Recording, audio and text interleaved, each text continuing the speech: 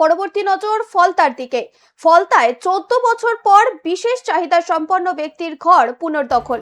অভিযোগ, জাহিরউদ্দিন হালদার নামে এক ব্যক্তি দীর্ঘদিন ধরে দেবাশিস মাইতির একটি ঘর দখল করে রেখেছিলেন। প্রশাসনের কাছে বারবার আবেদন করেও সমাধান না হওয়ায় মুখ্যমন্ত্রী শুভেন্দু অধিকারীর সঙ্গে সাক্ষাৎ করেন দেবাশিস মাইতি নামে সেই ব্যক্তি। শেষ পর্যন্ত স্থানীয় বাসিন্দা ও হিন্দু জাগরণ মঞ্চের সহযোগিতায় সম্প্রতি নিজের ঘর পুনর্দখল করেন। আপনাদের জানিয়ে রাখি, ফলতায় 14 বছর পর বিশেষ চাহিদা সম্পন্ন ব্যক্তির ঘর পুনর্দখল।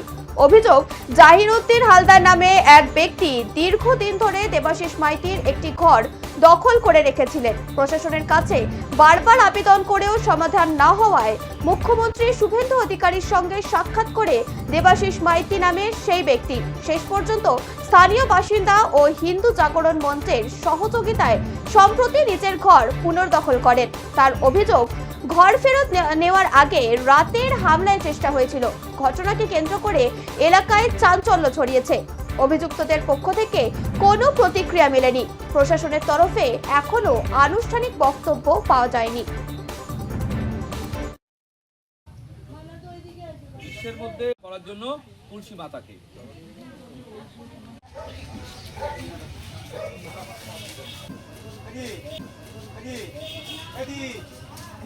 করার জন্য তুলসী মাতাকে পূর্ণ করো স্বামী জগদীশ হরে। আমার পাশে রয়েছে, এলাকার মানুষ পাশে রয়েছে। 14 বছরে কতটা কষ্টে ছিল। 14 বছরে যে নির্যাতন সহ্য করেছি, সব থেকে বড় যেটা হচ্ছে আমার বাবা আজ ওই নির্যাতনের শিকার হয়ে আমার মতো শারীরিক অক্ষম হয়ে গেছে, হাঁটাচলা করতে পারে না, ওদের মারে।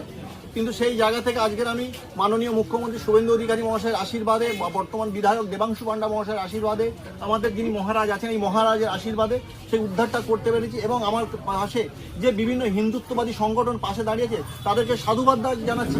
তাদেরকে আগামী দিনে তাদের কাছে প্রার্থনা এইভাবে শুধু আমার নয়, আমার মতো শত শত মানুষ যারা নির্যাতিত হচ্ছে এই বাংলার বুকে, তাদের যেন পাশে থাকে। 14 বছর আগে তুলসী মঞ্চ ছিল, ভেঙে দিয়েছিল, আবার তুলসী মঞ্চ সেই জায়গায় প্রতিষ্ঠিত হবে, কি বলবো? সেই তুলসী মঞ্চ ভেঙে দিয়েছিল, সেই তুলসী মঞ্চ 14 বছর পরে প্রতিষ্ঠিত হয়েছে।